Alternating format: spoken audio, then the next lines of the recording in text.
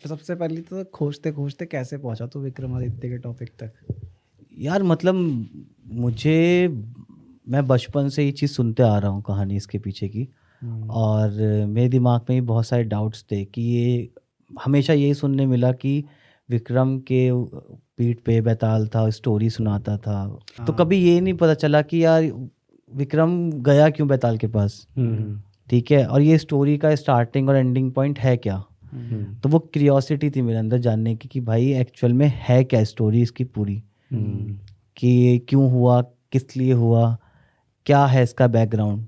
तो मुझे बड़ा फैसिनेटिंग लगा, तो मुझे लगा कि ये should be the like best topic for our podcast. हाँ, ये तूने एकदम से अचानक बोला ना कि भाई ये चीज़ बताओ कि बेताल का एंड में क्या होता है, वो उसको लेके जाता है एंड में मतलब अपने साथ, या नहीं तो लेके बहुत जाता, सारे वो पहुंच पाता है या नहीं पहुंच पाता? बहुत सारे डाउट्स ऐसे सबके मन में होंगे कि भाई ऐसे क्यों हुआ। और कोई अच्छी सी स्टोरी, जैसे मेरे को एक स्टोरी मैंने पढ़ी ड्यूरिंग माय रिसर्च कि भाई वो स्टोरी मुझे बहुत अच्छी लगी, क्योंकि उसकी हर स्टोरी के साथ कुछ ना कुछ एक मोरल और एक ऐसी बात होती थी जो लॉजिकली सही होनी चाहिए। उसका आंसर विक्रम देता था बेसिकली।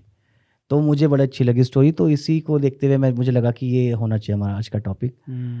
तो इसी को लेके आई थिंक हमको शुरू करना चाहिए। तो फिर विक्रमादित्य के बारे में, इस कहानी के बारे में कहाँ से शुरू करना चाहोगे? एक्चुअली क्या था इसमें, जब विक्रम का जन्म हुआ था तो सिर्फ वो अकेला नहीं जन्म हुआ था, उसका 3 बच्चों का जन्म हुआ था एक ही टाइम पर, एक ही तिथि पर, जिसमें विक्रम जो था वो राजघराने से बिलोंग करता था। और एक था उसमें जो तेली के घर से बिलोंग करता था। और एक था कुंवार के घर से, जो कुंवर क्या बोलते हैं उसको, कुमार के घर से बिलोंग करता था।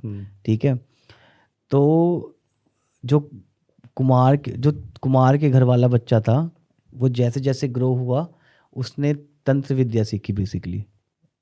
ठीक है, और तेली का जो बच्चा था उसको अपने वश में करके अपने जाल से उसको एक उसमें कन्वर्ट कर दिया, क्या कहते हैं उसे, राक्षस में काइंड ऑफ। अच्छा, तो ये मतलब आपस में एक दूसरे को जानते थे? हाँ, एक ही गांव से बिलोंग करते थे। उस गांव में इन तीनों का जन्म एक साथ हुआ था। ओके, ठीक है, अब जब बड़े हो गए तब उसने उसको अपने वश में कर लिया। जो कुमार का बच्चा था वो तांत्रिक था, उसने वश में कर लिया तेली वाले बच्चे को। ठीक है, और अब उसका टारगेट था सिर्फ विक्रमादित्य। ठीक है, तो इस स्टोरी का शुरुआत यहीं से होती है कि जब विक्रमादित्य के सामने इंद्रदेव का एक, क्या कहते हैं उसको,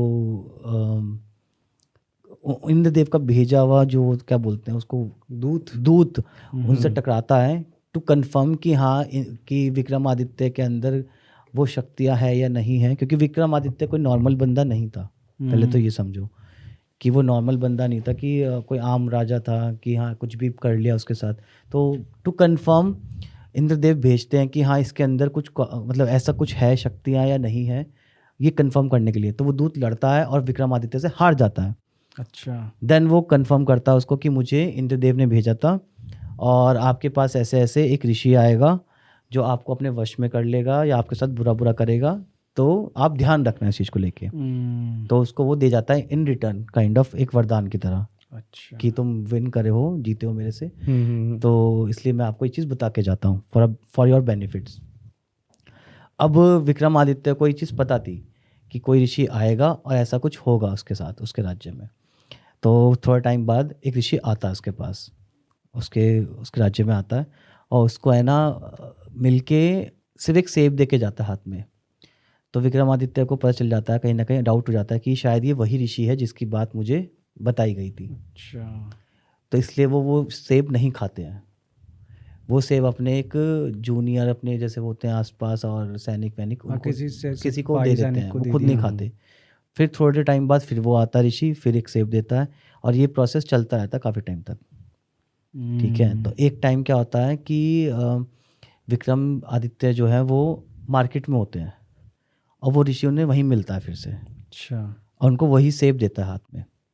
तो जैसे ही वो ऋषि जाता है वहाँ से, विक्रमादित्य उनको सेब को नीचे गिर देता है। जैसे ही वो नीचे गिरता है सेब को, तो सेब टूट के उसके अंदर से एक हीरा निकलता है। ठीक है, विक्रमादित्य देख के चौंक जाता है, वो अपने राज्य में अपने महल में ले जाता है उस हीरे को और चेक करवाता है कि ये कैसा हीरा है, क्या है ये। तो जो उसके चेक करने वाले होते हैं बंदे, मतलब बेसिकली राज्य में जो चेक करवाता है, तो उसको पता चलता है कि ये हीरा इतना कीमती है कि ये खुद 10 राज्य को खरीद सकता है, एक हीरा ही। इतनी वैल्यू है इसी एक हीरे की। अच्छा, वो था क्या कोहिनूर? कोहिनूर तो आई डोंट नो, कोहिनूर था क्या, क्योंकि कोहिनूर भी से भी महंगा ही होगा उस समय के अकॉर्डिंग। तो अब क्या हुआ, विक्रमादित्य ने सोचा कि यार ये तो एक सेब से निकला है, तो जितने सेब उसने दिए थे अपने राज्य में, जिसको बांटे थे, सबको मंगवाता है, सबको इकट्ठा करता है। तो उसके वो जानने वाले बताते हैं इससे तुम बहुत सारे राज्यों पे राज खरीद सकते हो, मतलब इतना कॉस्टली है ये तो। तो मतलब जितने भी उसने सेब दिए थे सबको मंगवाता है, वो उन सब में हीरे थे? सब में हीरे थे। ओके, ठीक है, सबको मंगवा के चेक करता है, तो उसको बताया जाता है इसका वैल्यू कि इससे तो तुम बहुत सारे राज्य खरीद सकते हो। तो विक्रमादित्य के अंदर क्यूरियोसिटी हो जाती है कि यार ऐसा कैसे, वो कहाँ से ला रहा है वो बंदा जो ऋषि है, हाँ वो कहाँ से ला वो रहा है? कहाँ से ला रहा है। ठीक है, हम तो खरीद सकते हैं, उसके पास कहाँ से आ रहे हैं। तो उसको बुलाया जाता है विक्रमादित्य के पास, और वो ऋषि एक ही बात बोलता है कि आपको पूर्णिमा की रात को मेरे पास आना पड़ेगा, then I will tell you कि क्या लॉजिक है, मैं कैसे कर रहा हूँ। और उसने बोला था कि ये चीज़ मैंने इसलिए आपके साथ करी, वो ऋषि बोलता है कि क्योंकि अगर मैं आपको डायरेक्टली बोलता आने के लिए पूर्णिमा की रात को मेरे पास, तो आप नहीं आते या मेरी बात को सुनते नहीं। कि आपके लिए मेरे पास एक, आपके बेनिफिट के लिए मेरे पास कुछ है जो मैं आपको पूर्णिमा की रात को बताना चाहता हूँ, बता सकता हूँ। अगर मैं बिना इस चीज़ के करता तो आप नहीं आते मेरे पास। ठीक है, अब ये चीज़ आपने देख ली तो आप अब आ जाओगे मेरे पास। बेसिकली कि अटेंशन उन्होंने खींच लिया अपनी तरफ। हाँ राइट। तो वो चला जाता है ऋषि बोल के। तो विक्रमादित्य के दिमाग में वही चल रहा होता है, कहीं ना कहीं वो डाउट होता है कि हाँ देव मुझे बता के गए थे कि क्या है इसके पीछे, क्या नहीं है। उनको भी जानना था कि लॉजिक क्या है, वो क्या कर रहा है, कहाँ से आ रहा है, और वो क्या बताना चाहता है मेरे को। ठीक है, अब विक्रमादित्य वहाँ पहुँचते हैं उस रात को, वो रात भी आ जाती है, पहुँचते हैं उनके पास। तो वो ऋषि बोलते हैं कि ये तुम्हारे बेनिफिट की जो बात है, जिससे तुम पूरे पृथ्वी पे राज कर सकोगे, उसको बताने से पहले कि कैसे राज करोगे, तुम्हें मेरा एक काम करना पड़ेगा। अच्छा, तो पूछते हैं क्या काम करना पड़ेगा। वो कहते हैं कि ऐसे ऐसे एक जंगल में जाओ और एक पेड़ पे ऐसे ऐसे एक राक्षस है, उसको लेके आओ। राक्षस कह लो उसको या फिर कुछ कह लो, बेसिकली वो बैताल को कह रहा था। बैताल आई थिंक घोस्ट है, वो घोस्ट है जो भी है, बेसिकली वो घोस्ट भी इसी ऋषि का, इसी ऋषि बोलना गलत है, आई थिंक इसको बोलना चाहिए तांत्रिक बोलना चाहिए। ऋषि वर्ड गलत है यहाँ पे। हाँ, वो तांत्रिक था और वो भूत था एक तरीके का। और वो बैताल जो था उसको उसने भूत बना रखा था। तो वो तांत्रिक बोलता है कि तुम्हें उस पेड़ पे वो मिलेगा, उसको लेके आना मेरे पास तक, तब मैं आपको बताऊंगा कि आप कैसे पूरे पृथ्वी पे राज कर सकते हो। क्योंकि इस रूबी से, इस डायमंड से तुम खरीद सकते कुछ राज्य हैं, बट मेरे पास ऐसा है कि जिससे तुम पूरी दुनिया पूरी दुनिया पे राज ही कर सकते हो। और तुम्हारे जितने भी वो है सब कुछ खत्म हो जाएगा, तुम्हारे जो भी कष्ट वष्ट है, इस टाइप से बोलते हैं। तो अब विक्रमादित्य सोचते हैं कि इस चीज, अब कोई भी बंदा होगा वो सोचेगा कि चलो, क्योंकि उनको पता था देव बता के गए थे, तो डाउट तो उनके मन में था, लेकिन तब भी उसको जानने के लिए उन्हें पहले वो जो शर्त थी वो फुलफिल करनी पड़ेगी। बिल्कुल। इसलिए वो जंगल की तरफ निकलते हैं। यहाँ तक कि वो जंगल भी इतना इजी नहीं था, वहाँ पे शेर थे, बहुत बहुत ऐसा जंगल था जहाँ पे सारे जानवर थे, खूंखार जानवर, सांप, सब कुछ था। लेकिन विक्रमादित्य कोई नॉर्मल बंदा नहीं था कि जो डर जाएगा, खौफ आ जाएगा उसको और वो भाग जाएगा वहाँ से, ऐसा कुछ भी नहीं हुआ। वो स्ट्रेट फॉरवर्ड वहाँ तक पहुँच गए और उन्होंने देखा भी कि एक पेड़ पे एक घोस्ट बैठा हुआ है। ठीक है, घोस्ट कह लो काइंड ऑफ से, तो हाँ घोस्ट ही है ना। ठीक है, उसको वो बैठा हुआ है और उसको उसकी रस्सी काट के उसको नीचे उतार भी लेते हैं वो। ठीक है, लेकिन वो हाथ पे आ नहीं रहा होता है। जब भी उतारते थे उसे, वो वापस कूद के पेड़ पे, जब भी उतारते थे वापस कूद के पेड़ पे। तो वो क्या करते हैं, उसे बांध के अपने पीठ पे बैठा लेते हैं। ठीक है, तो बैताल बोलता है मुझे बांधने की जरूरत नहीं है, क्योंकि वो हार चुका होता काइंड ऑफ विक्रम से। तो वो सिर्फ शर्त रखता है कि आप मेरी 2 शर्त मान लो और मैं आपके क्या कहते हैं, आपके साथ चलता रहूँगा। और जो विक्रमादित्य थे वो ऐसे नहीं थे कि मतलब क्रूर इस टाइप के नहीं थे, क्योंकि तभी वो जो तांत्रिक था वो ईजिली उनके राज्य तक पहुंच पाया, उनसे मिल पाया। ठीक है, वो बहुत सॉफ्ट हार्टेड थे। ठीक है, तो उसकी बात मान लेते हैं और उसको अपने पीठ पे बिना बांधे बैठा लेते हैं।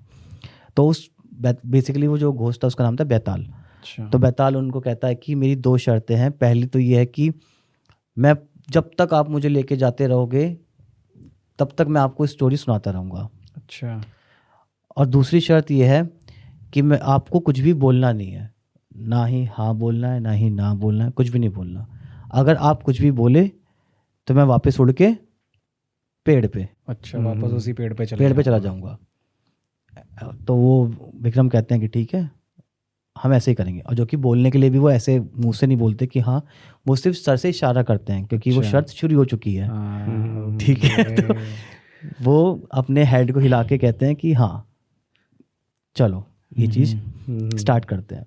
तो जो कहानी सुनाता है बैताल पहली, उसमें वो एक्सप्लेन करता है कि एक राज्य था, ठीक है, जिसमें एक राजकुमार था और उसका एक दीवान का लड़का जो उसके साथ रहता था। बेसिकली काइंड ऑफ ये समझ लो जैसे कि राजकुमार होता है, उसके साथ उसका एक नौकर, और वो नौकर इन द सेंस नौकर नहीं, उसका दोस्त ही बन जाता है क्योंकि सेम एज के होते हैं, बहुत टाइम स्पेंड कर रहे होते हैं, तो फ्रेंड बन जाते हैं। तो वो एक जंगल में शिकार करने जाते हैं, तो वहाँ पे उनको एक राजकुमारी दिखाई देती है। अच्छा। तो राजकुमारी को देख के दीवान का जो लड़का होता है वो तो वहीं बैठ जाता है कोने पे, लेकिन राजकुमार जो होता है वो बहुत अट्रैक्ट हो जाता है उस राजकुमारी से, उसके पास तक चला जाता है। अच्छा। पास जाने के बाद राजकुमारी क्या करती है, उसके सर पे एक फूल लगा होता है जिसको पहले अपने दांत में रखती है, देन अपने पैर में लगाती है, पैर से दबाती है, देन अपने हार्ट पे लगा के राजकुमार को दे देती है। ठीक है, तो राजकुमार जब वहाँ से बाहर आता है और वो राजकुमारी चली जाती है, तो अपने वो दोस्त को बोलता है कि मुझे रानी बहुत पसंद है और राजकुमारी बहुत पसंद है, मैं इसके बिना रह नहीं पाऊँगा। तो उसका जो दोस्त होता है वो बोलता है कि इसमें मतलब परेशान होने वाली कोई बात नहीं है, क्योंकि राजकुमारी तो आपको बता के गई है कि वो आपको पसंद करती है और पूरा एड्रेस दे के गई है। तो कैसे? राजकुमार बोलता है कि अरे कहाँ एड्रेस दिया उसने, मुझे कुछ बताया ही नहीं। तो उसने बोला कि जब उसने गुलाब को अपने दांतों में रखा तो उसने बताया कि वो दंत कुमार की पुत्री है। अच्छा। ठीक है, जब उसने अपने कान पे रखा था तो उसने बताया था कि वो कर्नाटक के राज्य में रहती है। अच्छा। ठीक है, जब उसने पैरों पे लगाया तब उसने बताया कि आप आ सकते हो मेरे से मिलने के लिए। अच्छा। और क्योंकि मैं आप दिल पे लगाया तो उसने बताया कि क्योंकि मैं आपसे प्यार करती हूँ। ओ भाई, इतना तगड़ा लॉजिक यार। भाई साहब, मतलब हम एक जमाने में करते थे ना कि 1 4 3 I love I you love बोलने के you लिए, वाला। भाई यहाँ तो अलग ही लेवल चल रहा है यार। ठीक है, अब यहाँ पे मतलब ये सुन के राजकुमार बहुत खुश कि जैसा मैं फील कर रहा हूँ उस राजकुमारी के लिए, वो भी मेरे लिए सेम फीलिंग फील करती है, इसलिए उसने मुझे पूरा एड्रेस बताया, सब कुछ बताया। वो क्रैक किसने किया था? दीवान के लड़के ने, जो उसका फ्रेंड बन चुका है काइंड ऑफ। ठीक है, अब ये लोग क्या करते हैं, वहाँ से चलते हैं उस राज्य के लिए, वहाँ पहुँचते हैं उस राज्य में, वहाँ पे अपने रहने के लिए एक घर ढूंढते हैं। तो वहाँ पे एक दादी अम्मा का घर मिलता है इन्हें। तो दादी अम्मा को दिखता है कि दोनों लड़के अच्छे परिवार से हैं, तो इन्हें रख लेती है अपने साथ में। ठीक है, तो वो उनको बताते हैं, वो दादी अम्मा बताती है कि भाई मैं तो महल में जाती हूँ और राजकुमारी को मतलब वो थोड़ा बहुत काम करने जाती हूँ राजकुमारी का, और उसी के बदले मेरा खाना पीना मेरा हो जाता है, रिटर्न में मुझे ये मिलता है महल से। तो वो राजकुमार कहता है कि आपको जाके बताना है उनको कि मेरा संदेश लेके जाना है कि मैं वही राजकुमार हूँ जिनसे वो पानी में ऐसे से मिली थी। अच्छा। ठीक है, तो वो दादी अम्मा पहुँचती है वहाँ पे और वो राजकुमारी को उनका संदेश देती हैं कि जिनसे आप मिले थे वो आ गए हैं और ऐसे ऐसे। तो राजकुमारी क्या करती है, दादी अम्मा को खींच के चांटा मारती है। ठीक है, वो क्या करती हैं, क्या नाम है, जो वाइट कलर का पाउडर होता है, चंदन का होता है, नो याद नहीं आ रहा मुझे किस चीज़ का होता है, वो हाथ में लगा के खिंचा के चांटा मारती है दादी अम्मा के। तो वो आके जब राजकुमार को बताती है, राजकुमार बड़ा परेशान कि भाई मेरा नाम सुन के दादी अम्मा को चांटा मार दिया। वो जाके दीवान के लड़के को फिर बताता है कि आई एम रियली डिसअपॉइंटेड कि भाई ऐसा कैसे हो गया, आपने तो कहा था कि वो मुझसे प्यार करती है, उसने हमें एड्रेस दिया और उसके बावजूद अब उसको पता चला तो उसने ऐसे ऐसे किया। तो दीवान का लड़का कहता है आप समझे नहीं इस बात को अभी भी। वो फिर कुछ लगाएगा कहानी में, तड़का लगाएगा वो कहानी में। वो कहता है कि ऐसा नहीं है कि उसने आपके लिए एक संदेश भेजा है। तो वो कहता है इसमें कैसा संदेश है। तो वो कहते हैं कि उन्होंने वाइट पाउडर के हाथ थे उनके, उससे चंदन से चांटा लगाया। तो बेसिकली वो कह रही है कि अभी 9 पूर्णिमा की चांदनी रात है, उसके बाद जो अंधेरा आएगा उसमें हम मिल सकते हैं। मुझे ऐसा क्यों फील हो रहा है ये दीवान का लड़का राजकुमार की तरफ आएगा लास्ट में। क्योंकि दीवान का लड़का बहुत स्मार्ट होता है, बेवकूफ नहीं होता वो। आदि यहीं से वो चांटे वाली रेसलिंग नहीं होती जिसमें पाउडर लगाते हैं पटाक, उसका जन्म हुआ। मतलब मैं तो वो दीवान का जो लड़का है ना, मुझे उस बंदे के ना दिमाग की गहराई, चांटा मारे तो 9 पूर्णिमा, चंदन का पाउडर का चांटा, तो चांदनी रात आएगी। नहीं, मुझे भाई वो बंदा ना थोड़ा वैसा लग रहा है, ये थोड़ा तेज बंदा है। तो अब क्या होता है कि जब वो ये स्टोरी बताता है उसको कि राजा को, तो राजकुमार को, तो राजकुमार बहुत खुश कि चलो ये नेगेटिव मैसेज नहीं था, ये पॉजिटिव मैसेज है। तो वो फिर से मतलब दादी अम्मा को भेजता है वहाँ पे और कहता है कि भाई ऐसे ऐसे हमें मैसेज मिल गया है और हम कब मिल सकते हैं, ऐसे मतलब कैसे मिल सकते हैं, कुछ ऐसा। तो इस बार राजकुमारी क्या करती हैं, दादी अम्मा को है ना खिड़की से है ना गुस्से में भेज देती हैं। ठीक है, फेंक देती है काइंड ऑफ खिड़की से धक्का मार के कि यहाँ से चली जाओ, इस टाइप से भगा देती है वहाँ से। अच्छा, ठीक है, गुस्से में। तो वो आके फिर बताती है, फिर वो राजकुमार सोचता है कि अब ये कैसा मैसेज है कि अब तो बड़ा वियर्ड है। ठीक है, तो वो अपने दोस्त को पूछता है, तो कहता है कि बेसिकली इसमें डरने की कोई बात नहीं है, राजकुमारी जी ने तरीका बताया है कि आप चांदनी रात खत्म होने के बाद किस रास्ते से आ सकते हो, तो खिड़की का रास्ता बताया गया है। भाई यार भाई मुझे कहानी का अंत क्यों ऐसा लग रहा है अच्छा नहीं है। राजकुमार के साथ बहुत गलत होने वाला है लास्ट में, पता नहीं। तो अब क्या हुआ कि अब पता चल गया कि किस डेट को जाना है राजकुमार को, पता चल गया किस रास्ते से जाना है। ठीक है, तो राजकुमार क्या करता है कि लड़की की वेशभूषा बना के पहन के वो पहुंचता है महल में और उसी खिड़की के रास्ते से जाता है। तो खिड़की के रास्ते पे जैसे उसने बोला था वो वहीं उसको रानी मिल जाती है। रानी उसको अपने कमरे में छुपा के रखती होती है। अच्छा, ठीक है, काफी टाइम निकलता है वही। तो मतलब रानी के मैसेजेस वो सही थे। हाँ, सही थे, सही डिकोड कर रहा था, सही डिकोड कर रहा था वो। ठीक है, दीवान तेज था बंदा है। तो उसको मिलती है वहाँ पे, वो अपने कमरे में रखती है, छुपा के रखती है और डेली उससे बात करती है, डेली छुपा के रखती है उसको, राजकुमार को। तो ऐसे काफ़ी टाइम निकल जाता है। बट काफ़ी जब 2-3 महीने निकल जाते हैं, राजकुमार को अपने दोस्त की याद आ रही होती है, उसी दीवान के लड़के की, कि इतना टाइम हो गया मैं उससे मिल नहीं पाया हूँ, वो कैसा है कैसा नहीं है, इस टाइप से। तो वो सारी बात अपनी रानी को बताता है कि मैं आपसे मिल भी इसलिए इस वजह से ही पाया हूँ क्योंकि मेरा जो दोस्त है उसने मैसेज डिकोड किया आपका, अदरवाइज हम लोग मिल नहीं पाते। ठीक है, तो रानी कहती है कोई बात नहीं, आप जाओ और अपने दोस्त से मिलो, मैं उसके लिए कुछ खाना बना के आपके लिए उनके लिए पैक कर देती हूँ, आप उनको खिलाना ज़रूर। ठीक है, तो वो खाना लेके पहुँचता है, अपने दोस्त से मिलता है और सारी बातें बताता है कि मैंने रानी को बताया कि बिकॉज ऑफ माय फ्रेंड हम लोग एक हो पाए हैं क्योंकि उसने मैसेज डिकोड करे और ऐसे।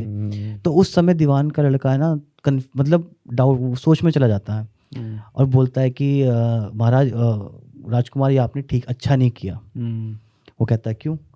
वो कहता है आपने मेरे बारे में बता के उनको अच्छा नहीं किया बेसिकली। तो राजकुमार सोचता है कि भाई ऐसा क्यों बोल रहा है ये। तो वो कहता है दीवान का लड़का कि जो आप खाना लेके आओ इसमें जहर है। Oh shit. वो कहता है ऐसा कैसे पॉसिबल है। वो कहता है कि वो पहले क्या करता है कि बोलने से पहले कहता है देखो मैं आपको प्रूफ करता हूँ। वो एक कुत्ते को उसमें से है ना खाना खिलाते हैं कुत्ते को, कुत्ता खाना खाते ही मर जाता है। Oh my God. तो राजा कहता है ऐसा कैसे हो गया। तो वो कहता दीवान का लड़का था कि भाई उनको पता है अच्छे से कि जब तक मैं जिंदा हूँ वो आपको कंप्लीटली अपने पास रख नहीं सकती है। ओके। मेरा कनेक्शन टूटना ज़रूरी है, मेरा मरना ज़रूरी है, तभी आपको वो महल में छुप छुप के मिल सकती है, अदरवाइज वो मिल नहीं सकती है। आप लोग मिल नहीं सकते जब तक मैं जिंदा हूँ क्योंकि आपका मेरी तरफ प्यार है। ठीक है, ओके। तो मैं मर जाऊंगा तो वो आपको ऐसे छुपा के उसके दिमाग में ये भी चल रहा है, दीवान भी चल रहा है रानी के साथ साथ। मतलब मतलब कि तू कह रहा ना उसको कंप्लीटली अलग करना राजा को, राजकुमार को, मतलब हाँ, बेसिकली क्या राजकुमार हुआ, को 3-4 महीने रहने के बाद राजकुमार को अपने दोस्त से मिलना था। ओके, तो अगर उसका दोस्त ही नहीं होता तो वो कभी नहीं जाता, कभी जाता ही उसके नहीं। पास ही उसके रहता। पास ही रहता। हाँ, वही वो कि छुप छुप के उसको- हमेशा मिल सकती हाँ, थी। तो वो रानी इसलिए जहर वाला खाना देती है कि अगर दोस्त जिंदा रहेगा तो हर 3-4 महीने बाद हाँ, बार बार हाँ। बोलता रहेगा कि जाना है जाना है। वो उसको कंप्लीटली अकेला करना चाहती है अकेला basically। नहीं, मतलब अपने पास, वो भी प्यार करती थी, वो अपने प्यार के चक्कर में चाहती थी कि वो मेरे पास ही रहे। अच्छा, कहीं ना वो महल से जा नहीं सकती खुद राजकुमारी, क्योंकि बहुत सारी रिस्ट्रिक्शंस थी, उसके फादर ऐसी थे वैसी थे जो भी थे, Toxic relationship ठीक है। बनाना तो चाहती थी रानी वो राजा को। इसलिए चाहती थी कि मैं इसे छुपा के रख लूंगी, लेकिन रहेगा कब, जब तक इसका दोस्त जिंदा है, ये रहेगा नहीं। लेकिन उसका दोस्त तो बहुत ही स्मार्ट है भाई। ठीक है, तो अब क्या ये हुआ, उस जमाने का टॉक्सिक रिलेशनशिप। हाँ, दोस्तों से नहीं मिलना। तो राजकुमार बहुत गुस्सा हो जाता है इस बात को लेके कि मैं ऐसी लड़की से प्रेम करता हूँ जो मतलब मेरे दोस्त को ही मारना जो चाहती जिसका है। मेंटल स्टेटस ऐसा है कि मेरे दोस्त को मारना चाहती है। तो फिर उसका दोस्त कहता है कि इसमें गलत कुछ नहीं है, राजकुमारी आपसे इतना प्यार करती है कि वो आपको पाने के लिए कुछ भी कर सकती है। ठीक है, तो ये गलत नहीं है उनकी सोच भी। तो राजकुमार को वो अपने उसमें कंफर्टेबल कर लेता है, मतलब दीवान कर लेगा कि वो लड़की गलत नहीं है इन द शॉर्ट, की बस उसको लगता है कि वो आपसे दूर नहीं रह सकती एक दिन भी, तो इसलिए उसने ये चीज़ करी। वो उसको एज ए नेगेटिव पोर्ट्रे नहीं करता राजकुमार के सामने बिल्कुल भी।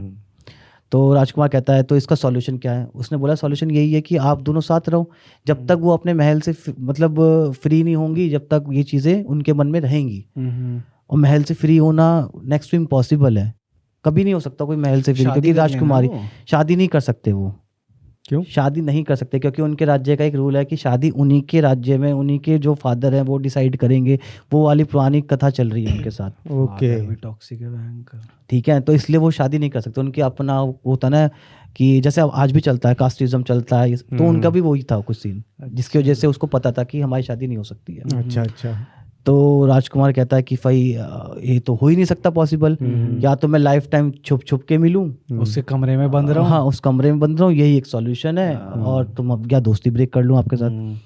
तो दीवान का लड़का जो उसका दोस्त, उनका दोस्त होता है, वो बोलता है कि एक काम करो, आप रानी के पास वापस जाओ और उनको कुछ मत बताना।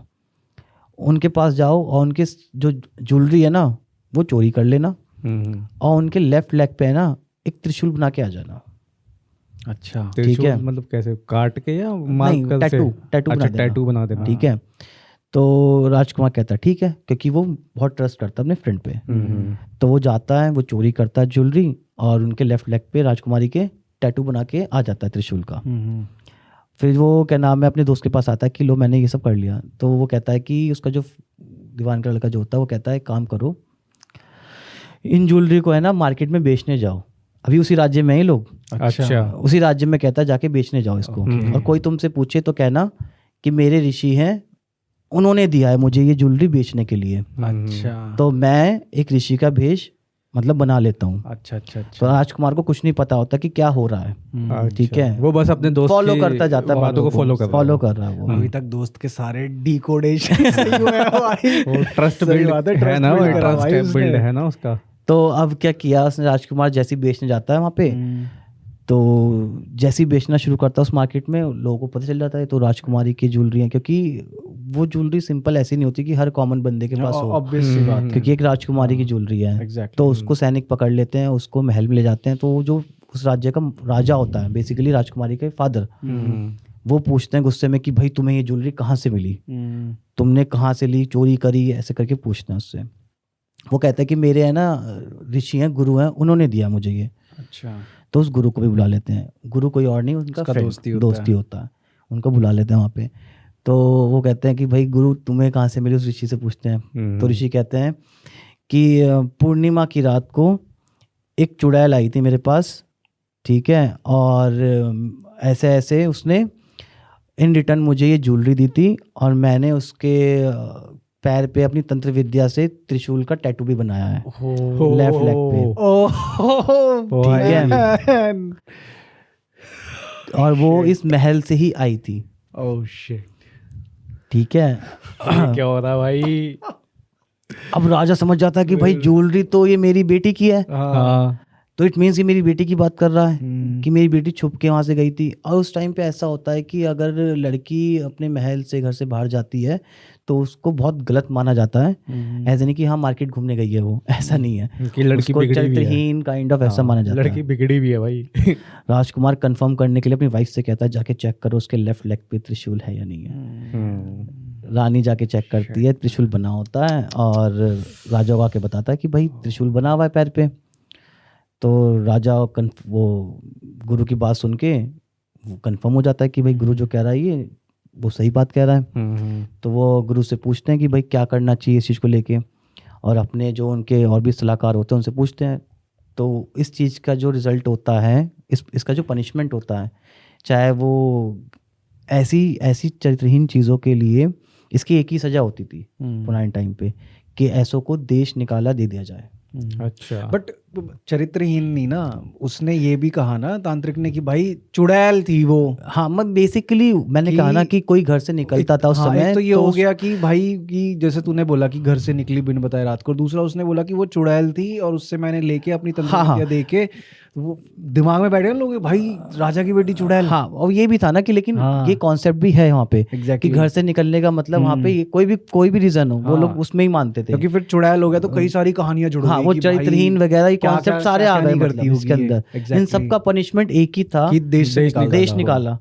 तो वो राजा अपनी है ना जो पुतली होती है उसको है ना देश निकाला दे देते हैं, और राजकुमार और उसका दोस्त वेट ही कर रहे होते हैं कि जैसे देश निकाला दिया जाएगा हम इसको पिक कर लेंगे। तो जैसे उसको देश निकाला देते हैं राजकुमार और उसका जो दीवान का जो लड़का होता है दोस्त, वो उस रानी को पिक कर लेते हैं वहाँ से, और फिर सारा एक्सप्लेन करते हैं कि राजकुमारी को कि क्यों किया था, कैसे किया था, क्योंकि अब कोई भी उन्हें डिस्टर्ब नहीं करेगा उनकी लाइफ में, अब वो सब साथ में रह सकते हैं। गेम सेट कर रखा था उन्होंने, ठीक है। तो अब ये तो इनकी लाइफ अच्छी चलने लग गई। अब दीवान के लड़कों को भी कोई दिक्कत नहीं कि मुझे मार देगी, क्योंकि अब ये साथ में रह रहे हैं। अब ये कहाँ है? अब कहाँ है ये तीनों? मतलब अब ये अपनी इनकी लाइफ अच्छी चल रही है। नहीं मतलब उसी राज्य में है, अब ये कहीं भी जा सकते हैं, बस उस देश में ही जा सकते, और उस देश में नहीं जाना भी नहीं। तो मतलब ये लाइफ कहाँ रह के अच्छी चला रहे हैं? लड़का जो राजकुमार है वो अपने राज्य, हाँ अपने राज्य ले जाए, कहीं भी ले जाए, अब वो रह सकते हैं मतलब। ठीक है। अब ये स्टोरी सुनाई थी बेताल ने विक्रम को। ठीक है। अब उन्होंने पूछा विक्रम से कि ये बताओ पाप किसका इसमें, पाप किसने किया? पाप किसने किया? इस पूरी स्टोरी में पाप किसने किया? पाप भाई तुझे क्या लगता है किसने किया पाप? यार देख रानी तो वही थी, मतलब कि उसे कुछ पता ही नहीं था, उसने बस प्यार किया था और वो गेम सेट था। वो राजकुमार के दोस्त को भी नहीं कह सकते। हाँ ठीक है, क्योंकि फिर अगर हम उसको पापी बोलेंगे, पर उन्होंने दो प्रेम करने वाले को भी मिलवाया। हाँ ठीक है। तो पापी कौन था यहाँ पे? पापी कौन थे? पापी राजा ने पाप किया है ना, जो राजकुमारी का पिता और उसकी नहीं उसने तो सजा दी है ना उसने तो, क्योंकि जब सारा कांड हुआ है भाई उसकी लेकिन बेटी वो निर्दोष तो थे नहीं ना असल में, वो दोषी तो थे नहीं ना असल में, निर्दोष थी वो तो अगर जानबूझ के करा जाए कोई चीज तो उसको पाप कहेंगे, उसे पता ही नहीं ना इस चीज, ये प्लान के बारे में पता ही नहीं तो उसको। लेकिन राजा जो लड़की का बाप है उसने तो ये चीज इंट्रोस्पेक्ट करी नहीं ना अपनी बेटी से। तो कहानी तो वही आ रही है ना कि अब इसमें से मेन मेरे हिसाब से भाई लड़की का बाप कल्प्रिट पापी है। चल मैं बताता हूँ पूरा सिनेरियो देखते हुए ना, मुझे ऐसा लग रहा है कि कर्म करने वाला पापी होता है, उसके दोस्त ने खाली सलाह दी है और उसके बाप को पता नहीं था, बेटी को भी कुछ नहीं पता, तो कर्म कौन कर रहा था यहाँ पे? कौन? हर बातों में कौन घूम रहा था? राजकुमार। राजकुमार पापी है। ओके, तुम्हारे अकॉर्डिंग राजकुमार और तुम्हारे अकॉर्डिंग लड़की के फादर। तो वैसे यहाँ पे पापी जो थे वो लड़की के फादर थे, और पॉइंट भी बिल्कुल क्लियर था कि लड़की के फादर ने उसको चेक नहीं किया, उसने बस जो देखा उस पर यकीन करके एक्शन ले लिया। हो तुझे कैसा पता भाई? सिंपल है ना, देख अब इट्स वेरी सिंपल कि जो राजकुमार है वो लड़की की मर्जी के बिना नहीं आया ना राज्य तक।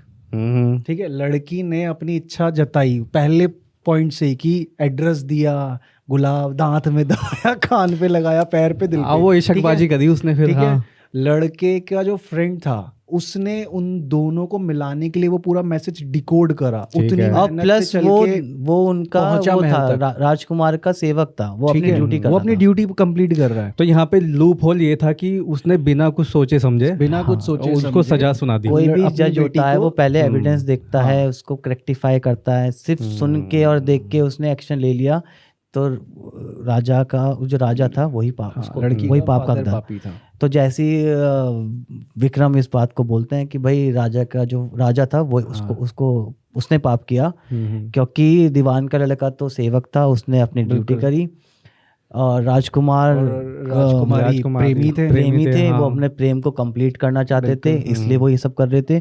बट राजा का यहाँ पे दोष यही था कि उसने उस चीज को चेक नहीं किया, उसका कोई एविडेंस नहीं देखा और उसको सजा सुना दी। तो ये सब होने के बाद कहानी पूरी सुना के उसने एक क्वेश्चन पूछा उससे। हाँ, तो बेताल ने तो बेताल विक्रम ने ने आंसर दिया सेम ही, ठीक है। ठीक दे है। दिया उसने आंसर। हाँ, विक्रम ने जैसे आंसर दिया हाँ। बेताल उड़ गया। वो शर्त टूट गई ना, चुप हो गया, शर्त टूट- वही तो मैं कह रहा हूँ कि उसको तो बोलने के लिए मना किया था।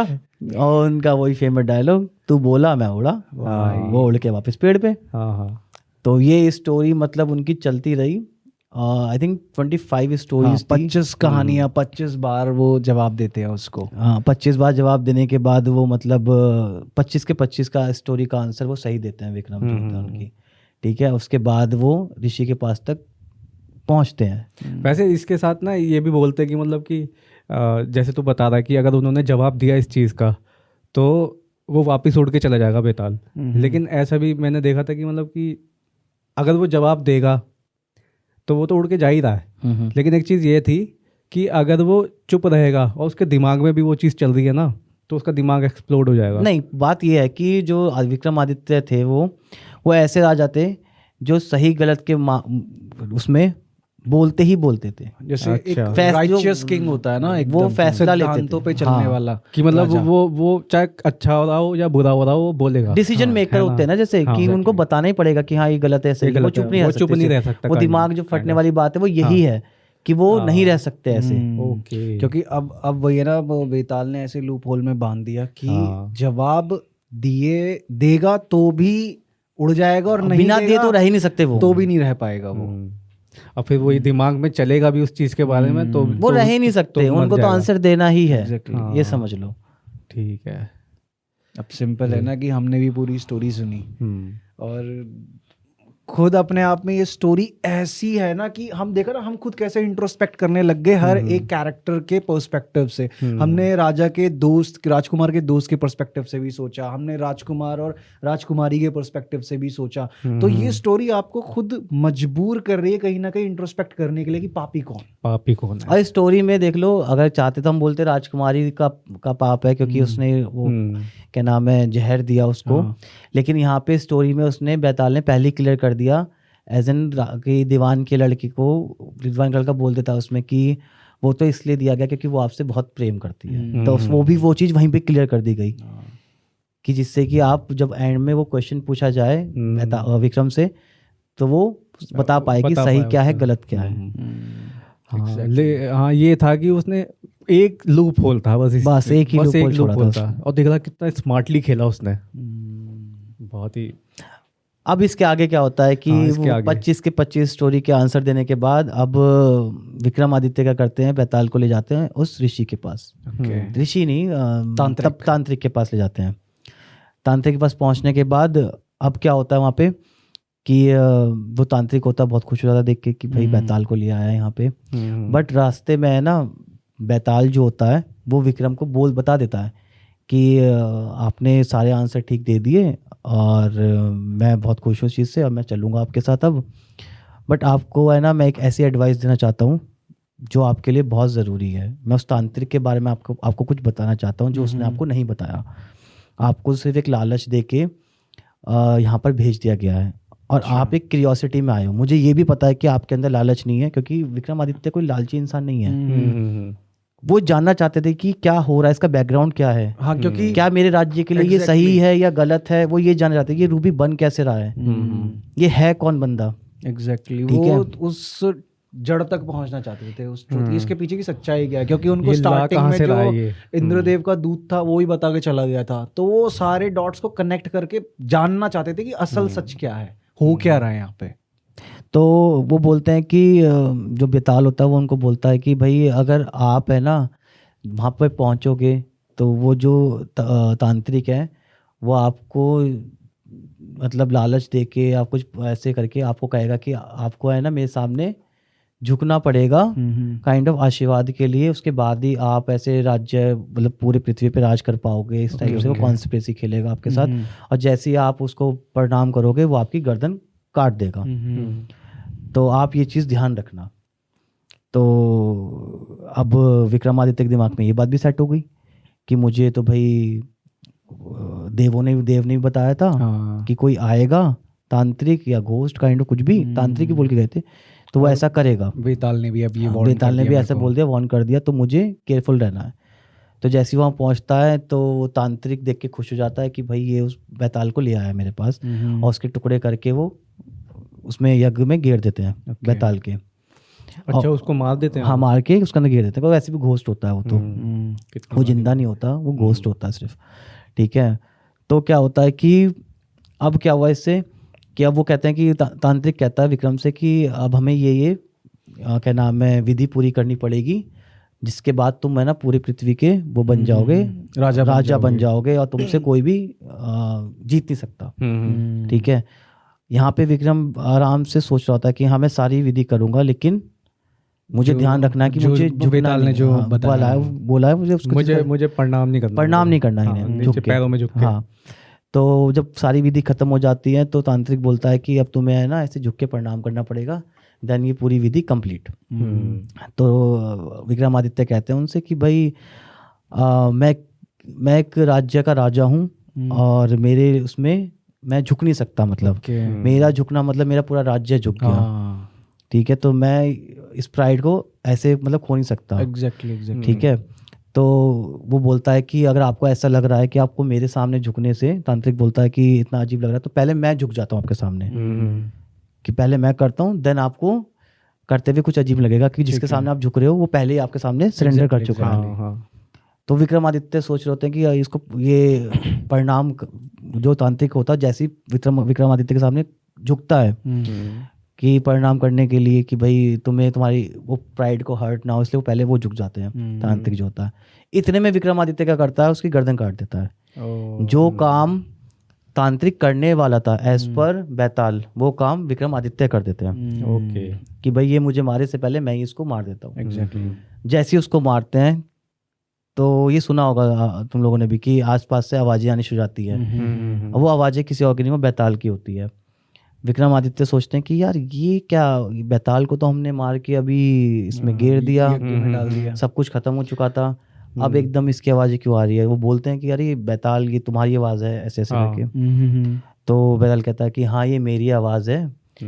तो कहता है तुम जिंदा कैसे हो, हमने तो तुम्हें अभी मारा है और मैंने इस तांत्रिक को ही मार दिया है। तो बेताल कहता है कि अगर तुम उस तांत्रिक को नहीं मारते तो मैं कैसे मतलब मेरे को जीवन कैसे मिलता, अब मैं अमर हो गया हूँ।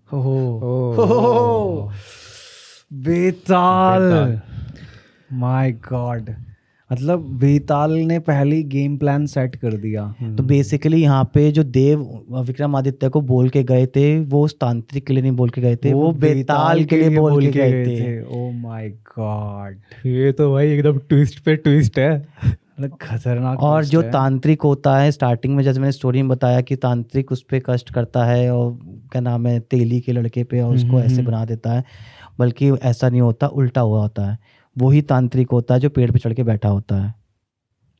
और जो वो समझा नहीं मैं जो पेड़ पे चढ़ा हुआ होता है बेसिकली वो बेताल होता है। बेताल होता है, वही तांत्रिक होता है बेसिकली असली।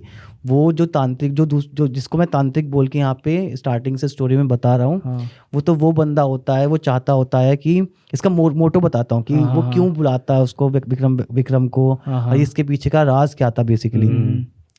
बेताल जो होता है ये वो तांत्रिक होता है जो मतलब तंत्र विद्या करके अपने आप को अमर करना चाहता होता है। ओके। उसका और मोटिव ये होता है, मोटिव अमर ये होना। होता है, हाँ। और एक ही टाइम पे तीनों एक ही जगह में पैदा हुए थे, तो इस काम को करने के लिए तीनों लोग एक जगह पे होने चाहिए इस विधि के लिए, ठीक है। और जो जिस जिस तांत्रिक की विक्रम गर्दन काट देता है, वो तांत्रिक वो ऋषि मान लो, वो सिर्फ चाहता होता है कि बेताल की जो आत्मा है वो मोक्ष प्राप्त कर ले, वो निकल जाए, वो मतलब सदा के लिए खत्म हो जाए एंटिटी जो भी है। अच्छा। ओह माय गॉड भाई वो बंदा सही था, वो उसको आजाद करना चाह रहा था, जिससे कि लोग अपना आराम से ट्रैवल कर सके, हर जगह जा सके। ओके। Okay. और विक्रमादित्य जो इतना बड़ा राइचियस किंग है, जो अपने राज्य को इतने सही तरीके से चला रहा है, अगर और उसको फिर पूरी पृथ्वी पे जब उसका राज्य फैलेगा तो पृथ्वी बहुत अच्छे तरीके से फल फूल पाएगी। तो इसलिए वो जो भी तांत्रिक या साधु था वो इसलिए उस चीज को कर रहा था कि इस चीज को करके बेताल को भी मुक्ति मिलेगी और किंग विक्रमादित्य जो है इसका भी राज्य बहुत अच्छा हो जाएगा, बहुत अच्छा फलेगा फूलेगा। हाँ। और जो राज्य कष्ट में गुजर रहे हैं इनके अंडर में आएंगे, जब ये उनके राजा बन जाएंगे तो वो भी बहुत अच्छे तरीके से फल फूल पाएंगे। हाँ। Oh my God. मतलब सबका मोटिव अच्छा था यहाँ पे, बस बेताल विक्रमादित्य एक चीज में कंफ्यूज हो गए कि उन्होंने वो जो कहते हैं ना वेशभूषा से एक आइडिया लगाया कि यही है कल्प्रिट। उन्होंने ये नहीं समझा कि जिसको वो पीठ पे बैठा के घूम रहे हैं एक्चुअल में कल्प्रिट वही है। Once a वही चीज। बेताल always a Beetal. Shit man। ये कहानी सुन के ना भाई इतने मतलब ट्विस्ट है इसमें, मतलब तू देख रहा है ना हर मोड़ स्टार्टिंग पे। से, मतलब भाई मैं जब इसने मेरे को बताया ना वो कि 3 बंदे विक्रमादित्य, तेली का बेटा और कुमार, तेली का बेटा, तेली का बेटा एंड कुमार का बेटा और विक्रमादित्य, ये तीनों एक ही तिथि में पैदा होते हैं, एक ही शहर में।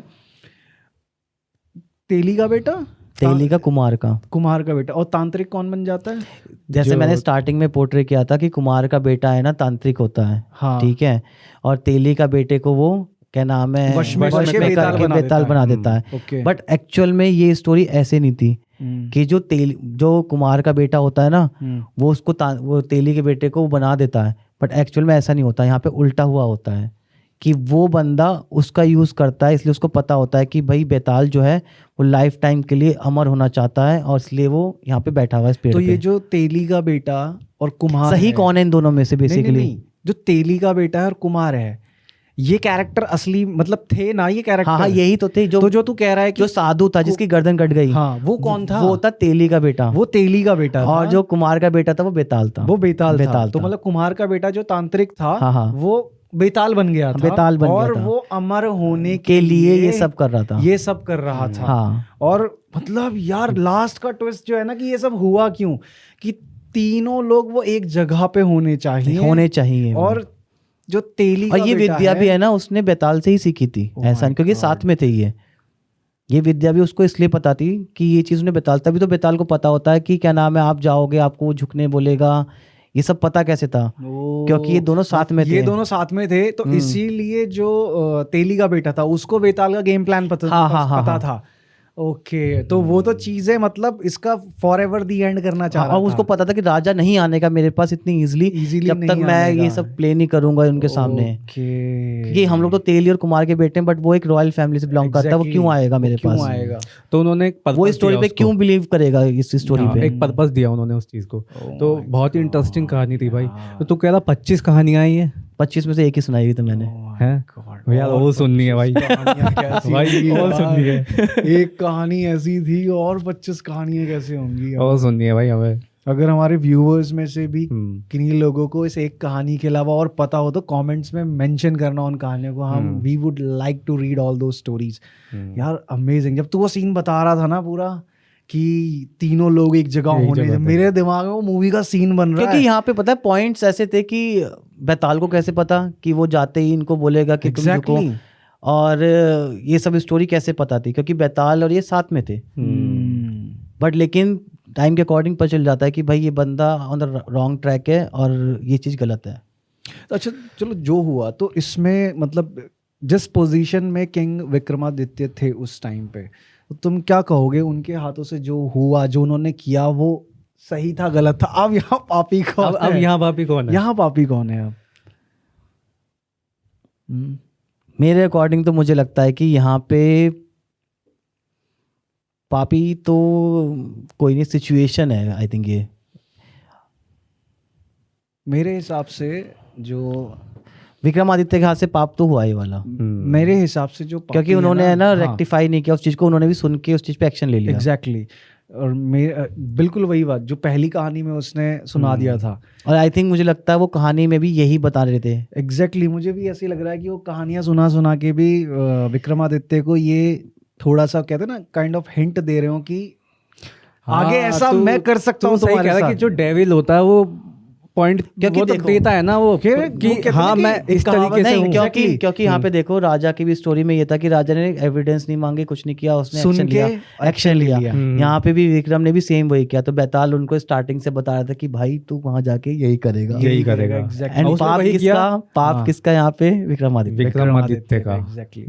बट वैसे ये सिचुएशन को ना देखे ना हम तो पाप विक्रमादित्य। हाँ वैसे ये सब है ना उस स्टोरी में था नहीं, ये हम खुद कंक्लूड कर रहे हैं। हाँ ये तो हम खुद से बना रहे हैं, का कंक्लूजन चल रहा है हमारा, हम खुद। बट मैंने बाकी स्टोरीज भी पढ़ी हैं, उसमें भी ऐसा ही है, सारी स्टोरीज में ऐसा ही है। तो जैसे एक कहावत भी है ना बड़ी अच्छी इंग्लिश की कि devil is in the details. तो जो उस कहानी की डिटेल्स है जो सुना रहा है वेताल, उसमें वही है ना कि हाँ जो राजकुमारी का पिता था, राजा उस राज्य का, उसने बिना सुने एक्शन लिया। तो अब वो क्यों जवाब मांग रहा है वेताल विक्रमादित्य से? ताकि वेताल इन कहानियों की डिटेल्स में जाए, देन ओनली ही can notice what devil wants him to do. मतलब कि वो उसको समझ रहा है ना? हाँ समझ रहा है उसको समझ रहा है भाई। मतलब कि वेताल जो है विक्रमादित्य के दिमाग को समझने और पढ़ने की कोशिश कर रहा है उन कहानियों के थ्रू। इसका मतलब उसने 25 कहानी सुनाई तो उसने बहुत डिटेल्ड में उसको जान लिया, साइकोलॉजिकल एनालिसिस कर लिया बहुत अच्छी तरीके से। लेकिन वो सारे सब कुछ समझने के बाद भी मुझे ऐसा लगता है कि जैसे विक्रमादित्य ने आंसर सही दिया था कि उसके फादर का पाप है, लेकिन एट द एंड किया तो उन्होंने खुद भी वही। एग्जैक्टली ना। तो उसने सिचुएशन ऐसी पैदा कर दी ना वेताल ने। क्योंकि देख अब क्या है कि सपोज दैट कि वेताल ने विक्रमादित्य को बोला, क्योंकि वेताल जो था सारे रिचुअल्स जानता था आगे क्या होने हैं। तो वेताल ने विक्रमादित्य को क्या बोल दिया, आप जैसे ही साष्टांग प्रणाम करने के लिए झुकोगे ही आपकी गर्दन काट देगा। अब विक्रमादित्य जब पहुंचे उस तांत्रिक के सामने, उसने सेम वही बात बोल दी। तो क्या हुआ, उनका जो डाउट था उसके कंफर्मेशन का पॉइंट उनको मिल गया कि ये तो कह रहा है जो वेताल ने मेरे से बोला। अब जब राजा ने अपना doubt in form of that thing रखा कि नहीं मैं तो राजा हूं, मेरा झुकना मतलब मेरी पूरी प्रजा और मेरे पूरे राज्य का आपके सामने झुकना हो जाएगा, तो मैं नहीं झुक सकता। तो तांत्रिक ने बोला ठीक है कोई बात नहीं, अगर आपको अजीब लग रहा है तो पहले मैं आपके सामने पूरा क्या कहते हैं फुल सरेंडर करता हूं, तब आप करना। अब राजा को क्या हो गया कि यार ये बंदा झुक रहा है मेरे सामने, क्योंकि मैं तो इसकी गर्दन नहीं काटने वाला ना, इसको तो कोई डर नहीं है। लेकिन दूसरी बारी में इसके झुकने के बाद भी तो झुकना पड़ेगा ना मुझे। ये गर्दन तो मेरी काट सकता है ना तब भी, क्योंकि बात तो यहाँ मेरे झुकने की है। अभी ये पहले झुक जाए या मैं बाद में झुकूं या मैं पहले ही झुक जाऊं, तो बात तो एक ही ना, गर्दन तो वैसे ही काट देगा। तो नाउ इट्स माय डिसीजन कि मैं सेकेंड टाइम झुक के अपनी गर्दन कटवा लूं या फिर इसकी गर्दन काट दूं, क्योंकि मेरा पॉइंट तो कंफर्म हो चुका है ना। जो बेताल ने बोला था, मेरे को इंद्रदेव के दूत ने भी आके ये चीज बताई थी, तो he chose to cut that person's neck. हाँ तो उसको उस टाइम पे वही चीज सही लगी तो उसने कर दिया वो, क्योंकि उनके सामने तो वो है ना कि भाई राज्य का राजा चला जाएगा तो ये मेरी प्रजा के साथ क्या करेगा नहीं पता। तो उन्होंने जो कहते हैं ना कि एक राइचियस डिसीजन लेना, क्योंकि उनको वेताल का यहाँ पे मैं एक चीज और क्लियर षड्यंत्र नहीं पता था, कॉन्स्पिरेसी नहीं पता थी वेताल की। नहीं मैं यहाँ पे एक बात क्लियर करना चाहता हूँ पूरे डिस्कशन में, कि मुझे लगता है कि शायद कहीं ना कहीं व्यूअर्स कंफ्यूज ना हो जाए इस चीज़ को लेके, कि जैसे मैं स्टार्टिंग में स्टोरी में बोल रहा था कि भाई तेली का जो लड़का था और एक कुमार का लड़का था, कुमार का लड़का तांत्रिक बनता है और तेली का लड़का जो होता है उसको वो वश में कर लेता है, ठीक है। तो याद रखना यहाँ पे तेली जो कुमार का लड़का जो तांत्रिक बनता है वो होता है बेताल, और जो दूसरा होता है वो साधु होता है। और तेली के लड़के ने तांत्रिक को बेताल नहीं बनाया होता है, वो अपने कर्मों की वजह से ही खुद बेताल बना होता है। और उसको अपनी वेताल योनि में ही अमृतत्व प्राप्त करना होता है, इसलिए उसको वो बलि चढ़ानी होती है। माय गॉड यार, मैं बोलूं कि यार इस एक खतरनाक कहानी concept और इसमें ये भी था ना खतरनाक। भाई, एक पूरा और scenario के ऊपर इस बहुत तगड़ी नहीं, movie और बन इसमें सकती है यार। और इस विद्या में एक और चीज़ थी जो पॉइंट मैं फॉरगेट कर गया बताना, कि इस विद्या में जो बैताल को करनी थी विद्या, उसमें ये भी मेंशन था कि आप बलि खुद नहीं दे सकते, बैताल खुद नहीं मार सकता था किसी को। ओ माय गॉड, वो यूज करता है। वो तीनों में से एक की बलि देनी होती है, लेकिन वो खुद लेकिन नहीं दे, वेताल खुद नहीं दे, तो खुद नहीं उसने मार विक्रम सकता से उनको। करवा दिया ये चीज। अब चाहे तांत्रिक विक्रम को मार दे, अब विक्रमादित्य तांत्रिक को और मार उसको दे। पता होता है कि साधु तो इसको, तांत्रिक तो इसको मारेगा नहीं, बेशक साधु, तांत्रिक तो वो खुद ही होता है, हम्म। साधु तो वो जो ऋषि होता है वो तो इसे मारेगा नहीं, वो तो मेरे को मतलब मेरे को खत्म खत्म करने के लिए सब सारी कर रहा है वो तो, इसलिए वो ऐसा प्लान प्लॉट करते हैं कि विक्रमादित्य ही उसको मार दे। तो एक तरीके से विक्रमादित्य, वेताल ने जो पूरी कॉन्स्पिरेसी रची थी ना, उसका वो शिकार हो गए, क्योंकि विक्रमादित्य को वेताल की कॉन्स्पिरेसी नहीं पता थी। लेकिन वही ना भाई, मुझे मतलब जो जैसे तूने पॉइंट बहुत अच्छा पुट अप करा है यहाँ पे, कि उन 25 स्टोरीज के थ्रू वेताल ने विक्रमादित्य की पूरी साइको एनालिसिस कर लिया, उसने वही दिमाग चीज़ का है पूरा भाई। एनालिसिस कर लिया। सोच ना, एक स्टोरी इसने सुनाई है, एक स्टोरी में हम इतनी डिटेल में गए हैं, अब हमारे है जवाबों ना? से ही हमारे दिमाग के सोचने की क्षमता पता चल जाएगी ना, कि मैंने बोला हाँ। कि भाई जो राजकुमारी का पिता था वो पापी था, तूने बोला कि कौन राजकुमार पापी राजकुमार, था, हाँ। तू शायद तू बोलता कि रानी पापी थी, राजकुमारी पापी थी। तो कहीं ना कहीं इन जवाबों से हमारे साइकोलॉजिकल जो थिंकिंग है उसका पता बट चलता लेकिन है। यहाँ पे है ना, है अगर सोचा जाए बैताल के पर्सपेक्टिव से भी, कि जितनी भी स्टोरी सुनाई उसके आंसर सही थे, उसके बावजूद भी विक्रम आदित्य समझ नहीं पाए। बहुत बड़ी बात ये थी। तो वही तो हम कह रहे हैं ना, वो कि उसको सिर्फ कहानी मान रहे थे। जो विक्रमादित्य थे वो तो सिर्फ एक तरीके से कहानी मान के जवाब दे रहे थे ना, हाँ। लेकिन वेताल को पता चल गया कि इस इंसान ने नहीं, सही उनके लिए जवाब वो दिया है। उनके लिए टफ हो गया ना बैताल के लिए। हाँ। अगर वो रॉन्ग आंसर देते समझ जाते हैं हाँ इसको मैनिपुलेट कर लेंगे, बट लेकिन वो अपने आंसर से बता रहे थे कि भाई उसके फादर ने मतलब सुन के एक्शन ले लिया।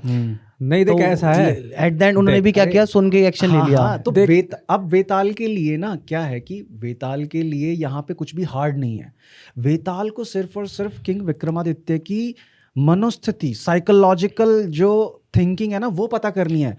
सही जवाब दे रहे हैं तो भी वेताल को उनकी साइकोलॉजिकल थिंकिंग का पता चल रहा है, वो गलत जवाब दे रहे हैं तो भी वेताल को साइकोलॉजिकल थिंकिंग का पता चल रहा है। वेताल के लिए यहाँ वेपन है उनकी साइकोलॉजिकल थिंकिंग को जान के अपनी कॉन्स्पिरेसी रचना, की मैं अब इस इंसान के सामने कौन सा ऐसा पॉइंट पुट अप करूं कि ये मेरी कही बातों के हिसाब और से मुझे action भी ले ले। मुझे ये भी लगता है कि वो 25 स्टोरीज का रीजन भी यही है कि जब तक वो कंफर्म नहीं होगा, जब तक वो स्टोरी सुनाते रहे। एग्जैक्टली भाई, वही है कि माइंड रीडर भी तो यही करते हैं, एग्जैक्टली अपने सवालों में उलझाते हैं। सिंपल सीधी बात है ना, कि अगर तू मेरे से 5 सवाल पूछेगा, ठीक है, तो मैं उन सवालों के जवाब सही दे रहा हूँ या गलत दे रहा हूँ, अगर उन सवालों के बारे में तू मेरी पर्सनालिटी के बारे में जानने की कोशिश कर रहा है, तो मैं सही सवाल दे रहा हूँ, सही जवाब दे रहा हूँ या गलत जवाब दे रहा हूँ, उन सवालों के डजंट मैटर ये करता है कि तुझे मेरी पर्सनालिटी और मेरी थिंकिंग पता चल रही है, कि मैं उन सवालों के सही और हाँ, मैं गलत उसके जवाब अकॉर्डिंग तो कह रहा हूँ कैसे कि- सोच रहा हूँ। कि जिस तरीके से सोच, जैसी सोच बताई गई, जैसे विक्रमादित्य ने बोला कि भाई उनके फादर मतलब उनका पाप है, तो वो जो थिंकिंग थी उसके अकॉर्डिंग भी ये टफ हो गया, कि अब उनको लग रहा होगा बैताल को कि भाई अगर मैं सिचुएशन सेम दूंगा तो ये बंदा अगर ऐसा सोच रहा है तो ये एविडेंस मांगेगा ना कि एक्शन लेगा। लेकिन तब भी उन्होंने उसको उस जाल में फंसा लिया कि उन्होंने एविडेंस देखने की बजाय सीधा एक्शन लिया। ये भी हो सकता है कि वेताल को बाकी, और तूने एक कहानी बताई है, बाकी और 24 कहानियाँ सुनाने के बाद ये पता चल गया हो कि यार ये जो इंसान है ना, ये इंसान सही या गलत उस सिचुएशन में क्या है उस हिसाब से एक्शन लेता है। ठीक है, तो उसने विक्रमादित्य को कैसी पोजीशन में डाल दिया कि भाई तुम झुके तो तुम्हारा गला काट देगा ये। ठीक है, अब वो गए तांत्रिक के सामने, जो साधु जिनके सामने गए, जो पूरी विद्या कर रहे थे, उन्होंने जाके वही बात बोल दी, तो क्या विक्रमादित्य का पॉइंट कंफर्म हो गया। अब विक्रमादित्य ऐसी सिचुएशन में है कि मैं पहले झुकूं इसके सामने या बाद में झुकूं, ये मेरी गर्दन काट देगा। अब यहाँ मेरे पास कुछ और है नहीं सोचने समझने पूछने। अगर मैं इससे पूछ भी लूँ ना सवाल, सिंपल सीधी बात है कि मैं पूछ भी लूँ, तो ये मना कर देगा तो भी क्या गारंटी है कि ये मेरी गर्दन नहीं काटेगा। हाँ मतलब उनको ये पता चल गया होगा, बेसिकली बेताल को ही पता चल गया होगा कि भाई ऐसी सिचुएशन में विक्रम जो है वो ऐसा ही एक्शन लेगा, ही एक्शन लेगा। वो एग्जैक्टली 25 कहानियों के थ्रू उसने यही जाना है। यही जाना। 25 स्टोरी में से ये समझ ले कि हाँ राइट और रॉन्ग में तो ये जस्टिफाई कर लेगा, बट ऐसी सिचुएशन में यही इसका action एक्शन लेगा। यही होगा। हाँ कि ये उस सही की तरफ ही एक्शन लेगा जो इसको लग रहा है। उस सही के पीछे की कहानी क्या है नहीं ये पता। जब नहीं जानने की कोशिश करेगा। एग्जैक्टली यार, डैम। तो यही है, इस कहानी से यही सीख मिलती है कि अगर कोई तुम्हें कुछ चीज़ बोल रहा है तो उसकी बातों की गहराइयों को जानो, है ना। कोई तुम्हें किसी काम को करने के लिए इंसिस्ट कर रहा है ना, और मतलब सुनी सुनाई बातों पे मतलब ज्यादा विश्वास मत करो। कई बार सुनने वाली और देखने वाली चीजें भी अलग होती हैं। अपने बिहार पे उस चीज़ को एनालाइज करो और क्या, समय लो चीज़ों के लिए। तो ये अपने मुझे तो दिमाग बहुत में इंटरेस्टिंग लगा था जब मैंने पढ़ा। एक स्टोरी पे हमने इतना ज्यादा डिस्कशन कर लिया, 24 स्टोरीज कैसी होंगी, है ना। अमेजिंग यार। तो हमेशा एक बात याद रखना viewers, once a Betal always a Betal. And मिलते हैं नेक्स्ट वीक फिर एक और ऐसी अमेजिंग स्टोरी, अमेजिंग पॉडकास्ट के साथ। तब तक के लिए बाय बाय।